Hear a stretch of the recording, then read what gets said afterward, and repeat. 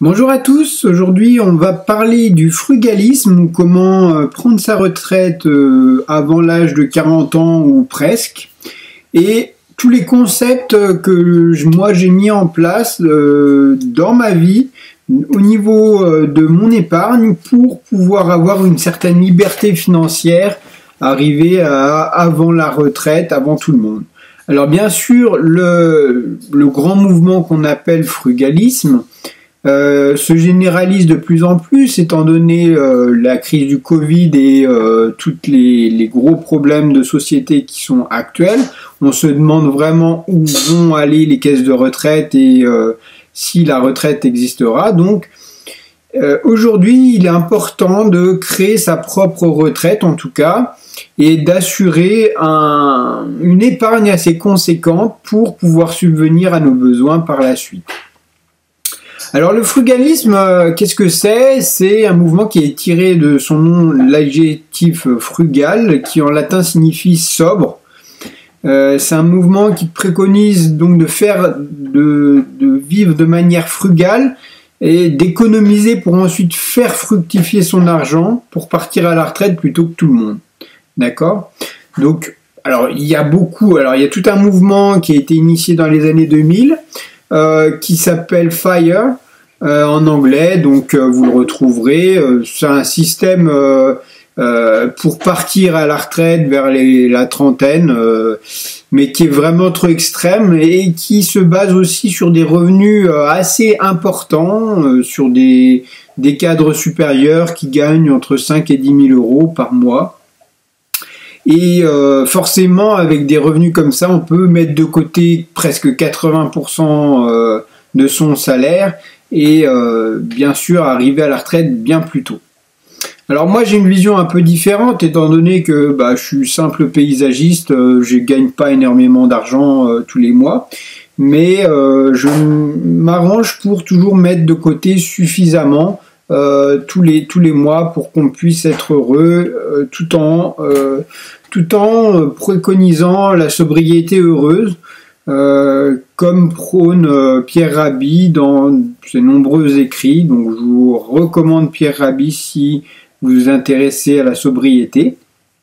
Donc c'est tout simplement de ne pas se faire avoir par la société de consommation sur tous les pans de la vie, que ça soit pour l'achat d'une nouvelle voiture, une nouvelle montre, des nouvelles chaussures, de tout, et d'adopter une stratégie plus tournée vers marché secondaire, marché d'occasion, marché pas cher, mais qui permet d'avoir les mêmes choses que l'on peut avoir quand on les achète neufs.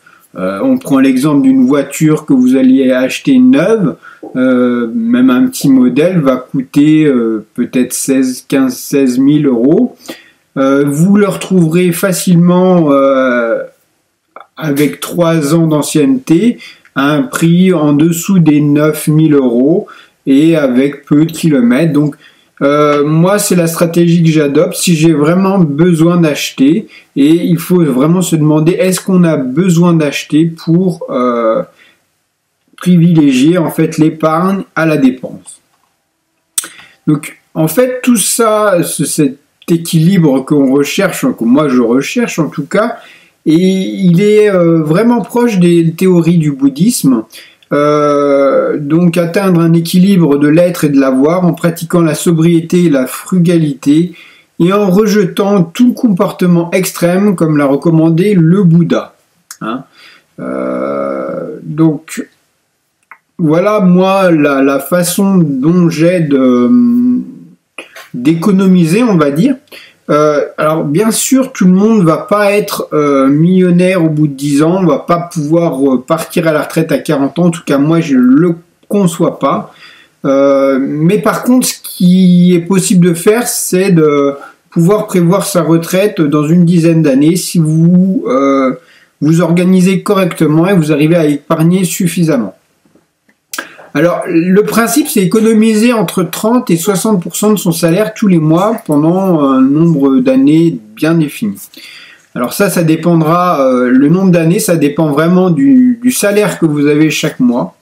chaque salaire que vous pouvez percevoir et votre rythme de vie, c'est-à-dire que si vous êtes vraiment fin fond de la campagne, vous avez un petit logement, une petite voiture, peu de consommation, vous vivez de vos légumes, etc., vous allez avoir un rythme de vie bien moins important que celui qui est en pleine ville, qui a une grosse voiture et qui a des abonnements dans tous les sens, Netflix, etc.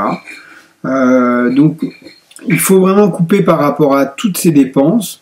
Je sais qu'il y a énormément de jeunes et de moins jeunes même qui sont dans cette société de consommation. Moi, je suis pas du tout ce modèle-là. Je suis pour un modèle qui est beaucoup plus restrictif pour certains. Ça va être difficile de ne pas dépenser, même si parfois on a des dépenses importantes pour des enfants ou quoi. On va vraiment à l'essentiel. Si c'est la santé, là, on n'a pas trop le choix. La santé, ça prime avant tout. Mais tout ce qui tourne autour du bien-être, c'est des dépenses qui peuvent être coupées. Donc, comment vous allez pouvoir faire l'idée, c'est en fait avoir un pactole. Donc, on économise pendant X années, une dizaine d'années, on va dire. Et après, avec cet argent, on va le placer sur des placements autour des 9% bruts.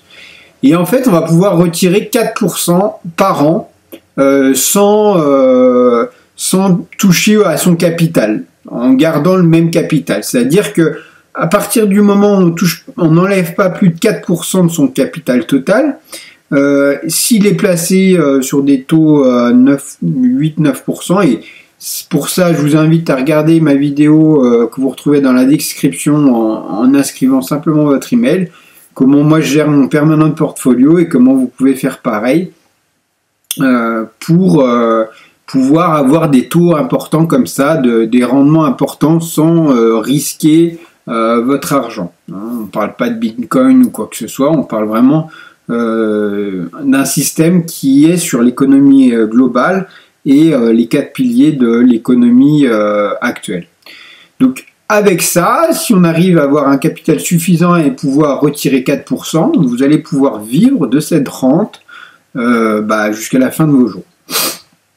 Et l'avantage, c'est que ce capital, une fois que vous serez mort, vos enfants hériteront de ce capital entièrement. Après, ils feront ce qu'ils veulent. Mais si vous voulez, il y aura un héritage derrière. Je trouve ça intéressant. Contrairement à celui qui a une vie bling-bling, qui va tout utiliser, dépenser. Et vous savez bien qu'une voiture, au bout de 10 ans, ça vaut plus rien. Et pour la majorité des autres, les bateaux, les ULM, les dépenses diverses et variées, à part pour l'immobilier, ça ne gardera pas la valeur. Donc là, vous allez retrouver, voilà, là j'ai fait parce que c'est visuel, 3 choses. Donc le salaire que vous allez avoir, je me suis basé sur un salaire vraiment moyen, une moyenne de 15 000 euros par an. C'est vraiment une moyenne basse, on va dire qu'on est un petit peu au-dessus du SMIC, mais pas tant que ça. Donc ça, c'est le salaire moyen même un peu moyen bas, on va dire, d'un Français. Donc ça, c'est 15 000 euros, vous le retrouvez en bleu ici. Donc c'est les 15 000 euros que vous allez pouvoir mettre de côté en partie, c'est-à-dire à 50%. D'accord?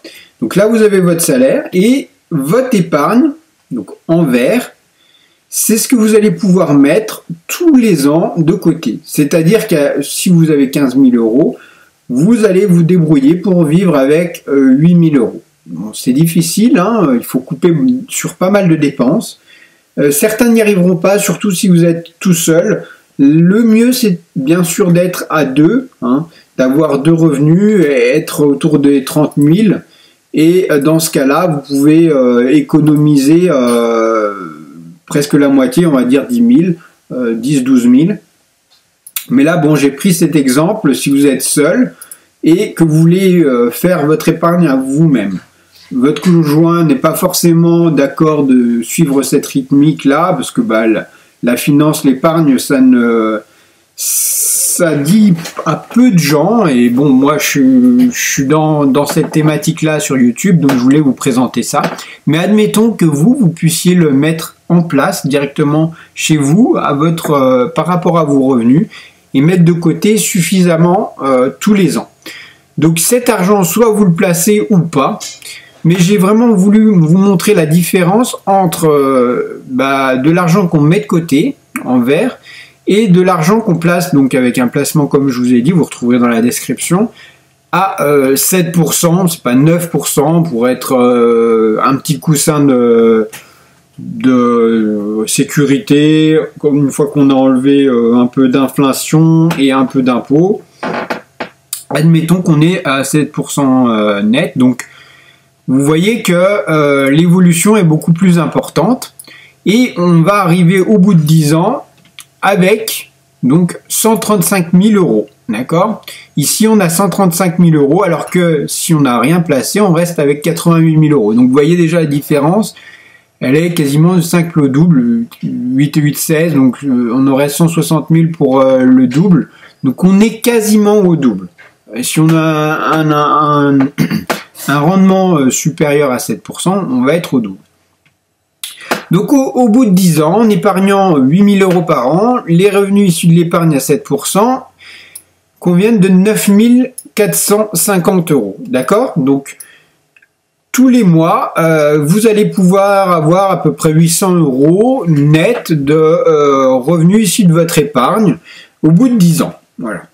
Donc ça, c'est vraiment intéressant pour celui qui est seul, qui n'a pas des gros revenus et qui veut vraiment couper au plus vite, donc mettre un maximum de côté tous les ans, 50%, et partir au bout de 10 ans dans un pays peut-être où la vie est bien moins chère, et vivre avec ces 9 450 euros.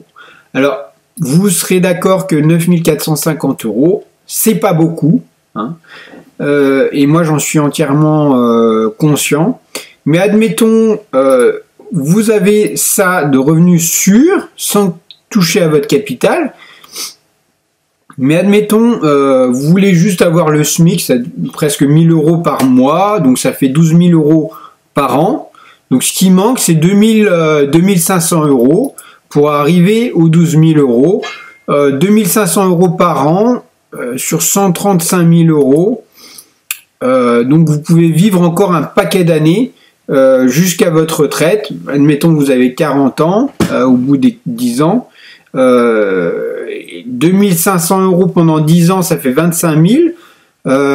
Vous aurez tapé 25 000 euros à 50 ans. 60 ans, vous aurez tapé 50 000 euros. 70 ans, etc., etc. Mais jusqu'à la fin de vos jours, vous aurez assez de capital pour subvenir à vos besoins. Bien sûr, si vous avez des enfants, ils hériteront pas grand-chose, mais vous pourrez taper dans votre capital au fur et à mesure.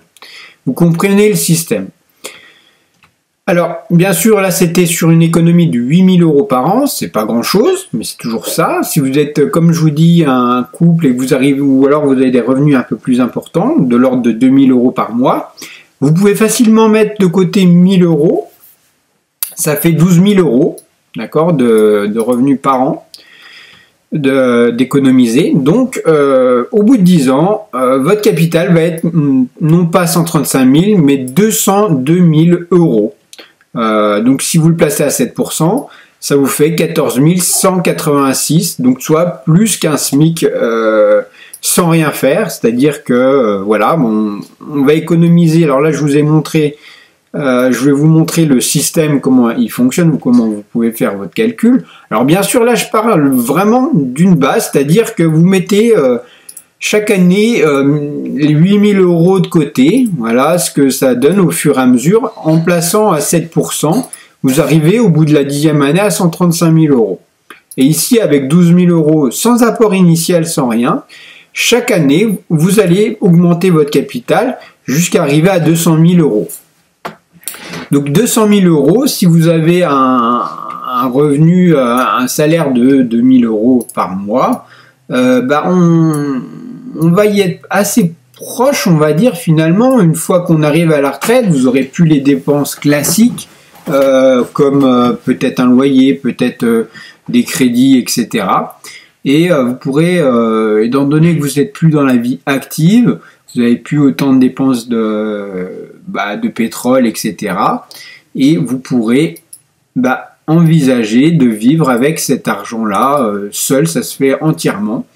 À deux, ça devient plus compliqué, mais tout est possible. Si vous êtes économe et vous restez dans la même dynamique, à deux, dans un pays comme l'Espagne, c'est tout à fait envisageable. Donc n'oubliez pas de faire un petit système comme ça. Vous avez votre argent, le taux, et ce qui arrive au bout de l'année. On reprend ce qu'il y a au bout de l'année plus 12 000 euros, etc., etc. Chaque année, on augmente de 12 000 euros. Donc voilà pour moi, comment j'investis chaque année. Alors c'est sûr, il faut couper sur beaucoup de choses et placer, mettre de côté chaque année. C'est assez difficile à comprendre pour celui qui est de l'extérieur, qui ne comprend pas où est-ce qu'on veut aller. Une alternative que moi je mets en place parce que on n'a pas des gros revenus, c'est de rembourser un crédit de l'ordre de 500 à 800 euros par mois.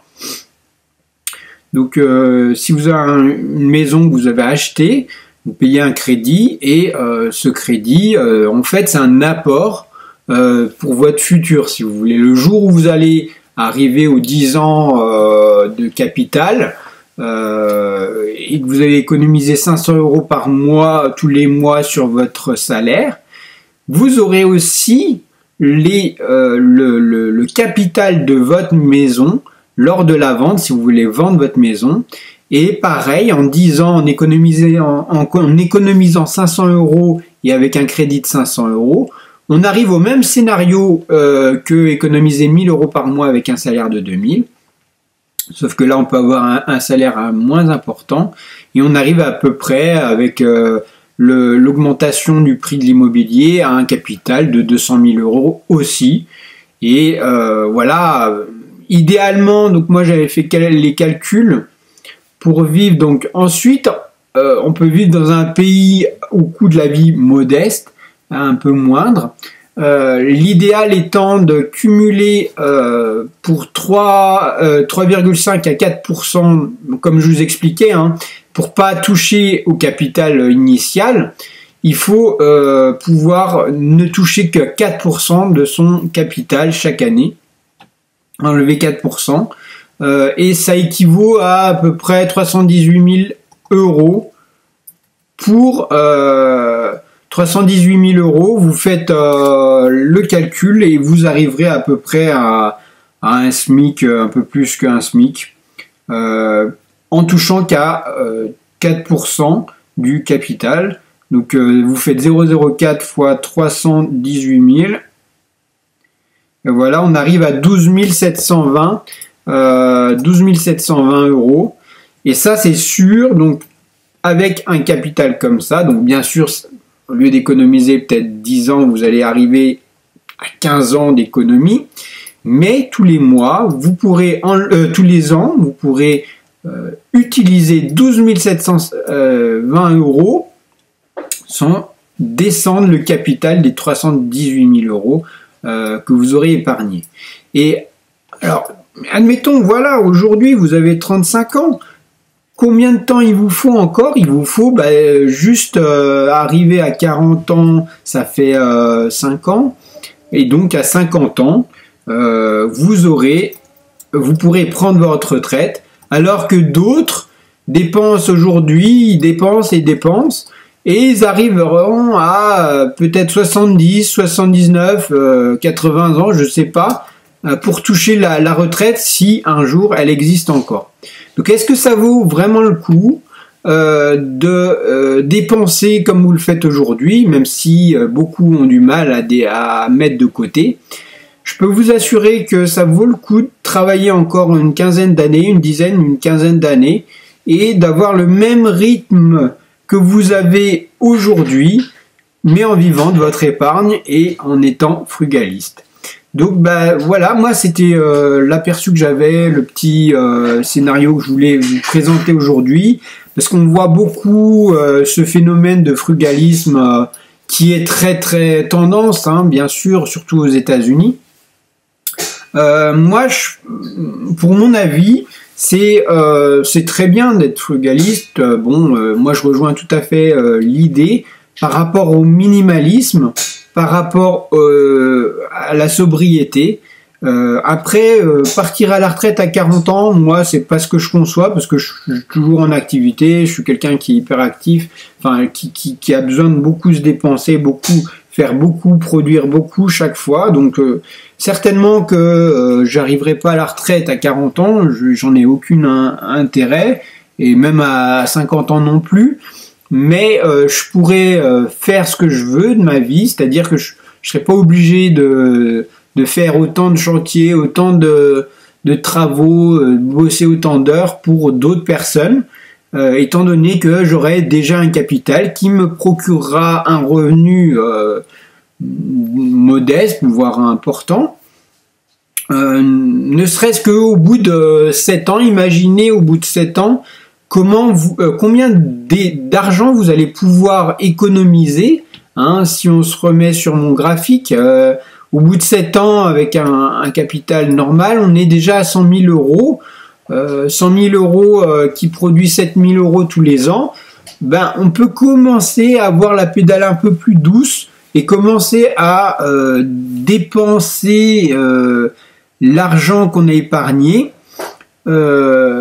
pour justement moins travailler et commencer à ralentir le rythme effréné qu'on a dans cette vie de travail, c'est-à-dire que aujourd'hui vous êtes peut-être à 35-40 heures par semaine de travail, vous allez pouvoir réduire de 5 à 7 heures tous les ans grâce à ce système-là, parce que votre épargne va prendre le relais progressivement. Et je peux vous assurer qu'arrivé à 50 ans, vous serez bien content de pouvoir bosser qu'à mi-temps, voire moins.